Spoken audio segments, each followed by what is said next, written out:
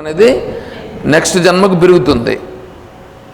అశుభ వాసనలు, అశుభ సంస్కారం, ఇక్కడ పురుష ప్రయత్నము అశుభ సంస్కారములో ఉంటే అశుభ వాసనలు పెరుగుతాయి. పురుష ప్రయత్నము శుభవాసనల వైపు ఉంటే శుభవాసనలు పురుష ప్రయత్నం వలన నెక్స్ట్ జన్మకు పెరుగుతాయి.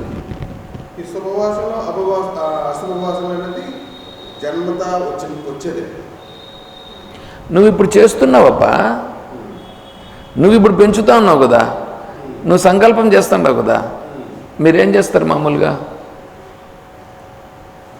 ఇప్పుడు మీరు మీ వృత్తి ఏం చేస్తారు? ఏఈగా చేస్తున్నారు. ఏ డిపార్ట్మెంట్లో?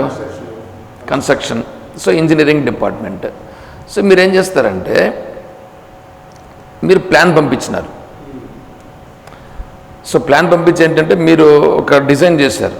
ఏంటంటే ఏదో ఒక బ్రిడ్జ్ లేకపోతే ఏదో ఒక వాటర్ ట్యాంక్, ఇక్కడ ఖచ్చితంగా వీళ్ళందరికీ వాటర్ కావాలి, అందుకని ఈ వాటర్ ఉంటేనే బాగుంటుంది, వీళ్ళందరూ ఈ నీళ్ళన్నీ తాగి ఇబ్బంది పడుతున్నారని మీ ప్లాన్ మీరు వేశారు. అంటే వాళ్ళందరిపైన దృష్టి పెట్టి మీరేం చేశారంటే ఒక ప్లాన్ చేసి దానంతా మీరు ప్రోగ్రెస్ తయారు చేసి దానికంతటికి ప్లేస్ అవన్నింటిని కూడా చూపిస్తూ ఒక రెజల్యూషన్ లాగా మీరు పెట్టి ఏం చేశారంటే దీన్ని మీరు ఒక ఫైల్ రెడీ చేసి మీరు సబ్మిట్ చేశారు. సో మీ పురుష ప్రయత్నం ఎట్లా ఉంది? దానివైపు ఉంది పురుష ప్రయత్నం. అంటే ప్రారంధంలో దానికి అది లేదు, అప్రూవల్ కాదు. కానీ మీ ప్రయత్నం అయితే ఎట్లుంది? దానికి చేయాలనేటువంటి దృష్టితో మీ యొక్క పురుష ప్రయత్నం అట్లా ప్రయత్నం చేశారు. ఈ పురుష ప్రయత్న బలము మిమ్మల్ని ఏం చేస్తుంది? ఇప్పుడు మీరు చేశారు చూడండి, అంటే వాళ్ళందరికీ మంచి జరగాలి అనేటువంటి ఆ పురుష ప్రయత్నం చేశారే, అది వృధాగా పోదు. ఇక్కడ పని జరుగుతుందా జరగదా అనేటువంటి కథ ఇచ్చిపెట్టేయండి. కానీ మీ మనస్సులో వాళ్ళకు మంచి జరగాలి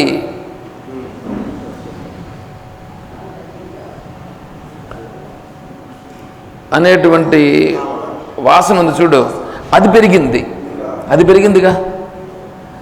ఇప్పుడు వాళ్ళందరూ అప్రూవల్ చేయలేదండి, నేను ఊరికే ఎందుకు ఇట్లాంటి పనులు చేసుకుంటూ కూర్చోవాలి అనే భావన ఉండదు. ఈ సంస్కారం పెరుగుతుంది. వాళ్ళు చేస్తారో చేయరనండి, నేను అందరికీ మంచి జరగాలనే ప్రయత్నం నేను చేస్తాను. పైగా ఏం చేస్తారంటే నువ్వు చేసినటువంటి ఈ ప్రయత్నం వలన వాళ్లకు పాజిటివ్గా ఉన్నిందని అనుకోండి, వాళ్ళు దాన్ని ఉపయోగించుకుంటారు. ఏదో ఒకటి జరుగుతుంది, సరే జరగలేదు అదేం కాలేదని అనుకోండి,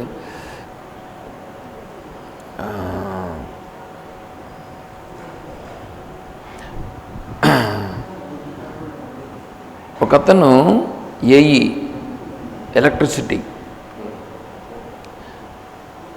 ఎలక్ట్రిసిటీ డిపార్ట్మెంట్లో ఏఈ, హైదరాబాదులో అతను మెయిన్ బ్రాంచ్లో ఉన్నాడు. అతను ఏం చేశాడంటే అతని నేటివ్ ప్లేస్ ఎక్కడుందో అక్కడ సబ్స్టేషన్ లేదు. అతను ఏం చేశాడంటే ప్రయత్నం చేసి సబ్స్టేషన్ శాంక్షన్ చేయించి అక్కడి నుంచి ఆర్డర్స్ పంపించాడు.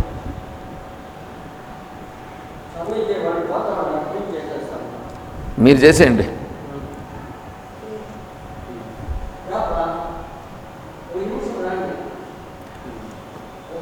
సబ్స్టేషన్ శాంక్షన్ చేయించి పంపించేసి ఆర్డర్స్ వచ్చేసాయి.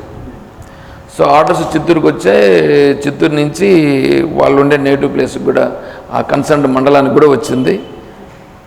సో ఆ మండలానికి వచ్చిన తర్వాత ఆ సబ్స్టేషన్ ఇంకా ఎక్కడన్నా పెట్టాలంటే దానికి ఒక ల్యాండ్ ఇదంతా కూడా ఇవ్వాలి కదా. గవర్నమెంట్ ల్యాండ్ కూడా అక్కర్లా. ఆయన ఏమన్నాడు, నా ల్యాండ్ ఇస్తానని ఆయనే చెప్పాడు. ల్యాండ్ అప్రూవల్ కూడా ఆయన ఏం చేశాడు, మీరందరూ కూడా ఎవరు ఇవ్వాల్సిన పట్ల నా ల్యాండే ఇస్తానని చెప్పి కూడా ఆయనే చెప్పేశాడు. ఇప్పుడు జరిగేదానికి ఏమండి? ఏమీ లేదు కదా, లేదు కదా. కానీ జరగల. ఎందుకు తెలుసునా? అక్కడుండే సర్పంచ్ నా పేరు ఎట్లా వస్తుంది ఒకటి. ఆ తర్వాత అక్కడుండే ఎమ్మెల్యే నా ప్రమేయము లేకుండా నువ్వు శాంక్షన్ చేపిస్తే నేనెందుకు పెట్టాలా?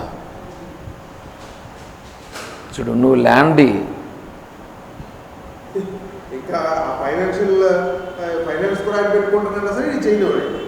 జరగలేదు. మళ్ళీ ఏం జరిగింది తెలిసిన, అది క్యాన్సిల్ అయిపోయింది. క్యాన్సిల్ అయిపోయిన తర్వాత ఖచ్చితంగా ఏడిపోతుంది, ఖచ్చితంగా తగ్గుతుంది. మళ్ళీ నెక్స్ట్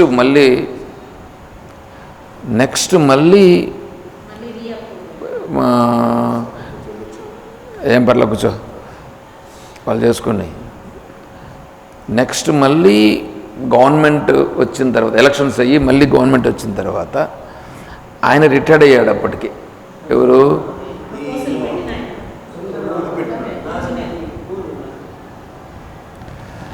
ఇదే ప్రారంధం అనేటువంటిది. ఏంటంటే వెళ్ళి చేయండి.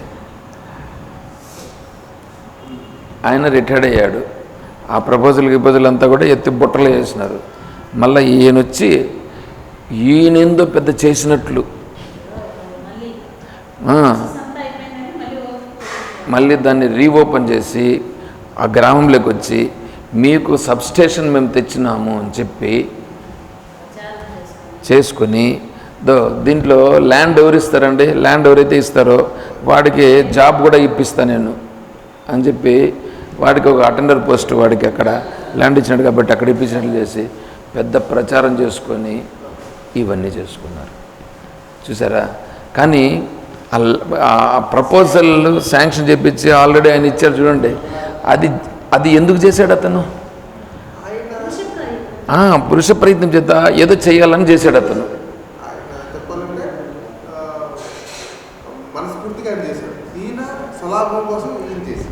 ఇప్పుడు వాడికి అతొద్దు, ఆయన వరకే తీసుకుందాం మనం. ఎవరు? ఆ పురుష ప్రయత్నంతో ప్రపోజల్ శాంక్షన్ చేయించి అటు నుంచి పంపించారు చూడండి, ఆయన తీసుకుందాం. ఆయన దృష్టిలో ఎట్లా ఉంటుందంటే, సరే అది జరిగితే జరగని, జరగకపోతే పోని, నేనైతే చేసే ప్రయత్నం చేసిన, నేను ఉండేంతవరకు నేను చేయాల్సింది చేశా. చూడండి, నేను చేయాల్సింది చేశాను, అది జరగకపోవడం అనేది నా చేతుల్లో లేదు, నా చేతనైంది నేను చేశాను. తర్వాత చేసేటట్టు కూడా ఉంటాయి చూడండి. అతని యొక్క దృష్టి ఎట్లా ఉంటుందంటే, నేను మంచి చెయ్యాలనే భావన అతనిలో పెరుగుతుంది. ఇంకా ఇంకోటి ఏంటంటే,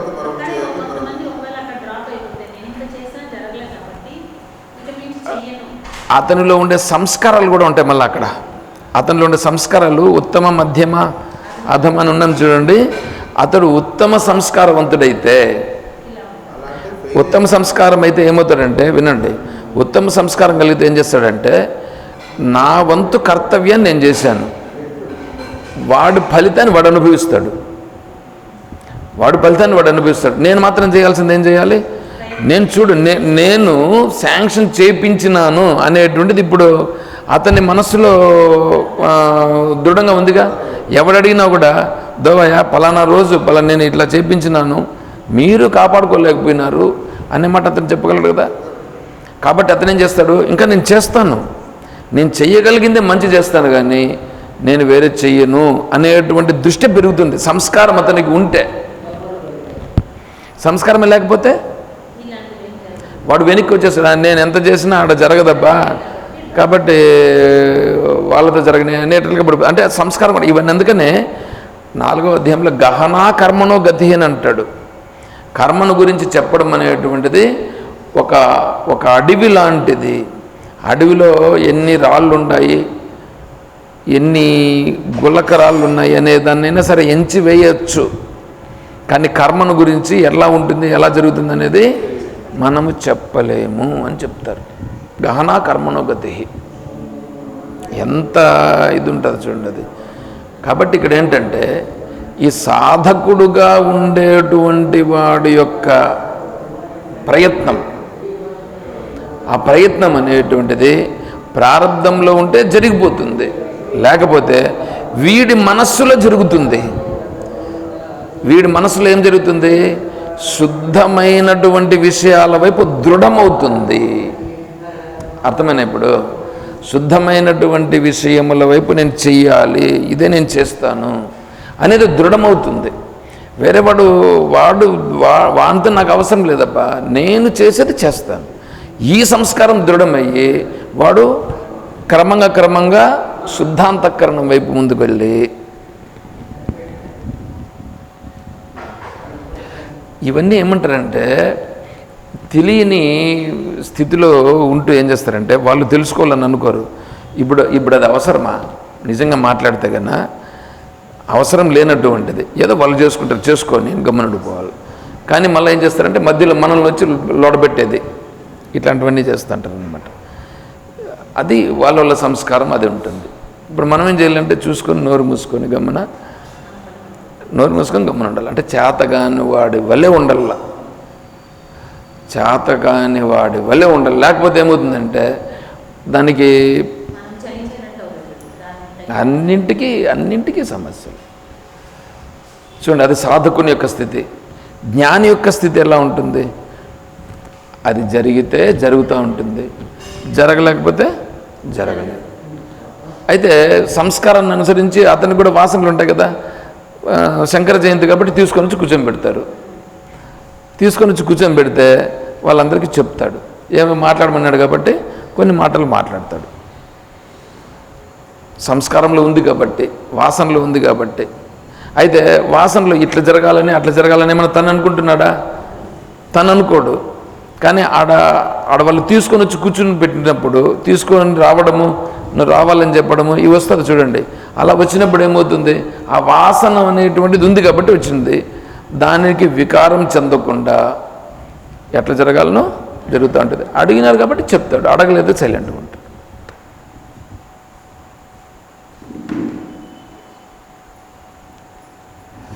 పెట్టుకో.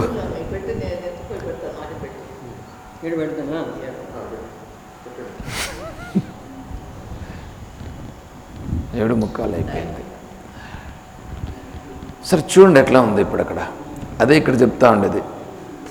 ఆ మనస్సు అనేటువంటిది మనస్సు చేత వాక్కు చేత చెప్పడానికి వీలు కానిది. అది ఈ సాధకుడుగా ఉండేటువంటి వాడు అది చెప్పడానికి వీలు కానిది, అది సత్యమైనది అని చెప్పి దాని వైపు దృష్టి పెట్టి వీడి వాసనా బలం ఏదైతే ఉందో, అశుద్ధ వాసన బలం వస్తుందే, దానిని శుద్ధవాసన బలము చేత తను కూడా ఉంటాడు, అధిగమించే ప్రయత్నం చేస్తాడు.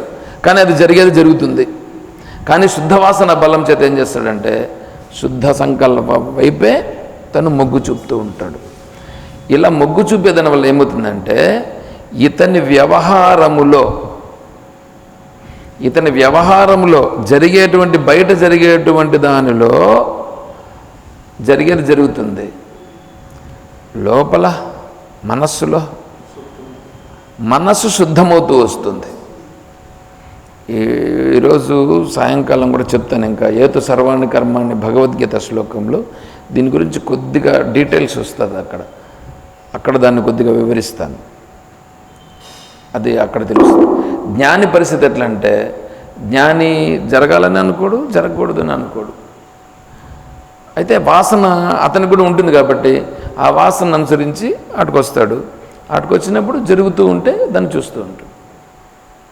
వికారం చెందకుండా ఉండాలి. అది శమం. చూసారా, అది తేడా. సో అదైంది.